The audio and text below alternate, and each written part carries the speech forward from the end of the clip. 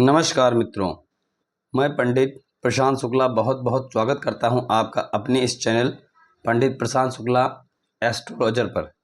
आज की वीडियो में आप मकर, कुंभ और मीन लग्न में कारक, अकारक और समग्रहों के बारे में जानेंगे।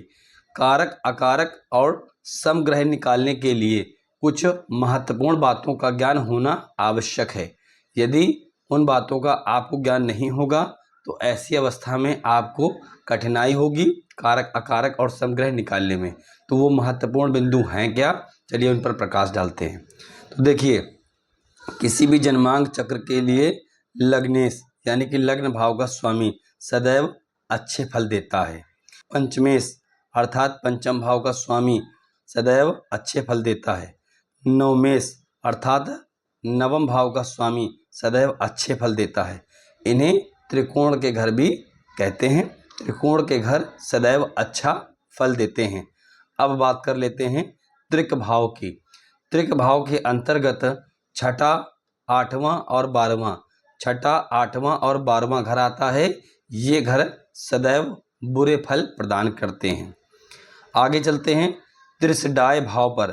त्रिसडाय भाव के अंतर्गत तीसरा, छठा और 11वां घर आता है। तीसरा, छठा और 11वां घर, इन घरों के स्वामी भी अच्छा फल नहीं देते हैं। मारक भाव, तो मारक भाव के अंतर्गत कौन कौन से घर आते हैं? दूसरा और 7वां भाव।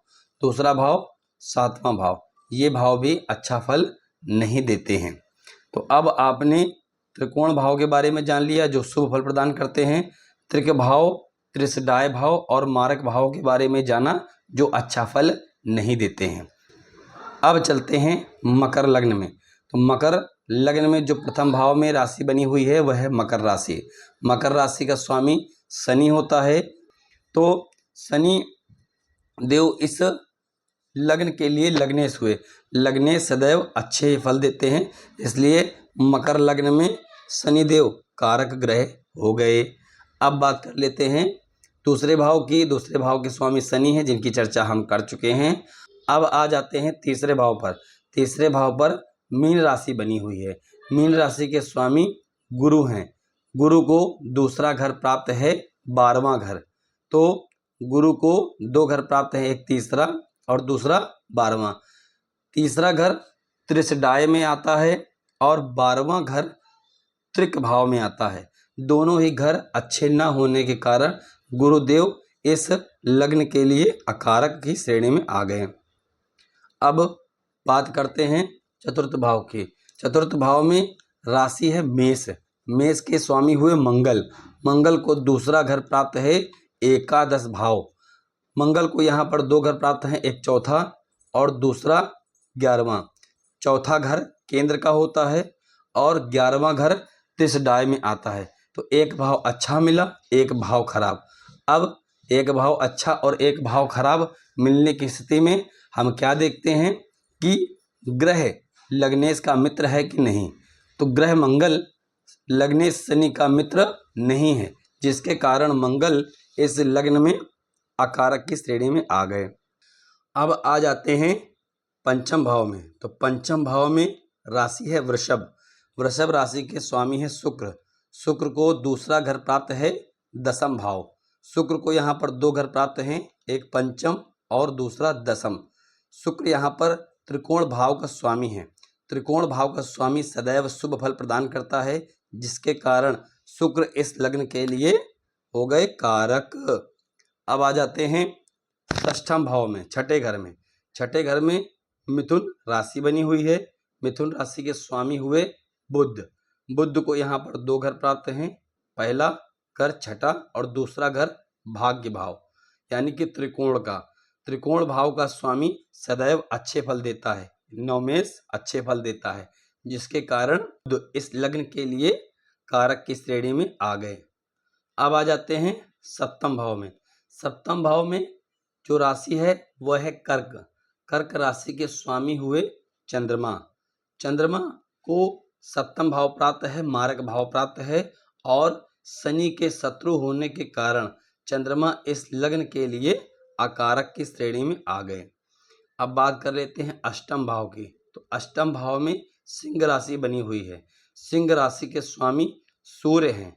सूर्य इस लग्न के लिए अकारक होंगे। क्यों? क्योंकि इन्हें अष्टम भाव एक त्रिक भाव प्राप्त है। दूसरा, शनि के साथ इनकी शत्रुता है, जिसके कारण सूर्य इस लग्न के लिए अकारक की श्रेणी में आ गए। अब बात कर लेते हैं कुंभ लग्न की। तो कुंभ लग्न में जो लग्नेश हैं वह हैं शनि, क्योंकि यहाँ पर कुंभ लग्न बनी हुई है। लग्नेश सदैव शुभ फल प्रदान करते हैं, इसलिए इस लग्न के लिए शनिदेव क्या हुए? कारक। अब आ जाते हैं दूसरे घर में। तो दूसरे घर में राशि बनी हुई है मीन। मीन राशि के स्वामी हुए गुरु। गुरु को दूसरा घर प्राप्त है एकादश भाव। गुरु को दो घर प्राप्त हैं, एक दूसरा और दूसरा एकादश। दूसरा घर किसकी श्रेणी में आता है? मारक भाव की श्रेणी में। और 11वां घर किसकी श्रेणी में आता है? त्रिशडाय में। इसलिए दोनों घर अच्छे ना मिल पाने के कारण गुरुदेव इस लग्न के लिए क्या बने? अकारक। अब आ जाते हैं तीसरे भाव पर। तीसरे भाव में मेष राशि बनी हुई है। मेष राशि के स्वामी हुए मंगल, जिन्हें दूसरा घर प्राप्त है दशम भाव। तो एक घर प्राप्त है तीसरा यानी कि त्रिशडाय भाव, और दूसरा घर प्राप्त है केंद्र का। ऐसी स्थिति में जब एक घर अच्छा मिले और एक घर खराब, तब हम क्या करते हैं? देखते हैं कि वह ग्रह लग्न का मित्र है अथवा शत्रु। तो देखने पर हमें पता चला मंगल इस लग्न के स्वामी शनि के शत्रु हैं, जिसके कारण मंगल इस लग्न के लिए अकारक बने। अब आ जाते हैं चतुर्थ भाव पर। तो चतुर्थ भाव पर राशि बनी हुई है वृषभ। वृषभ राशि के स्वामी हुए शुक्र, जिन्हें अगला घर प्राप्त है भाग्य स्थान। तो भाग्य स्थान यानी कि त्रिकोण का घर। त्रिकोण भाव के स्वामी सदैव अच्छा ही फल देते हैं, इसलिए शुक्र इस लग्न के लिए कारक बने। अब आ जाते हैं पंचम भाव में। तो पंचम भाव में मिथुन राशि बनी हुई है। मिथुन राशि के स्वामी हुए बुध, जिन्हें अगला घर प्राप्त है अष्टम भाव। अब बुध को यहाँ पर दो घर प्राप्त हैं, एक त्रिकोण का और दूसरा अष्टम का। त्रिकोण भाव का स्वामी सदैव शुभ फल प्रदान करने वाला होता है, इसलिए इस लग्न के लिए बुध क्या बने? कारक। अब आ जाते हैं छठे घर में। छठे घर में राशि है कर्क, जिसके स्वामी है चंद्रमा। छठा घर त्रिक भाव के अंतर्गत आता है, यानी कि इन्हें घर अच्छा प्राप्त नहीं हुआ, और शनि के साथ चंद्रमा की शत्रुता होने के कारण इस लग्न के लिए चंद्रमा क्या बने? अकारक।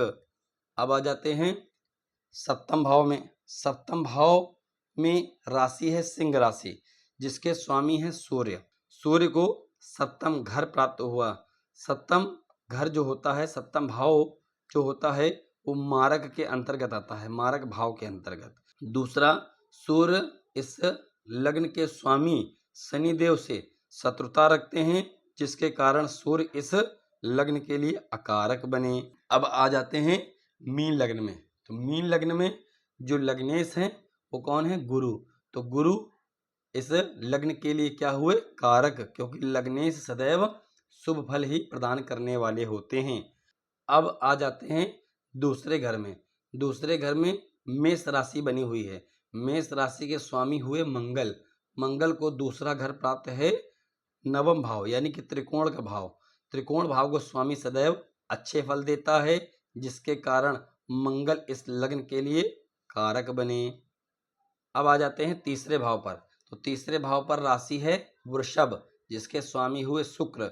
शुक्र को अगला घर प्राप्त है अष्टम भाव। शुक्र को इस लग्न में दो घर प्राप्त हैं, एक तीसरा और दूसरा आठवां। तो तीसरा घर किसके अंतर्गत आता है? त्रिशडाय भाव के अंतर्गत। और आठवां घर किसके अंतर्गत आता है? त्रिक भाव के अंतर्गत, जिसके कारण इस लग्न के लिए शुक्रदेव क्या बने? अकारक।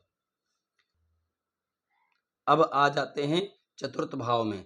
चतुर्थ भाव में मिथुन राशि बनी हुई है, जिसके स्वामी हुए बुध। बुध को दूसरा घर प्राप्त है सातवां।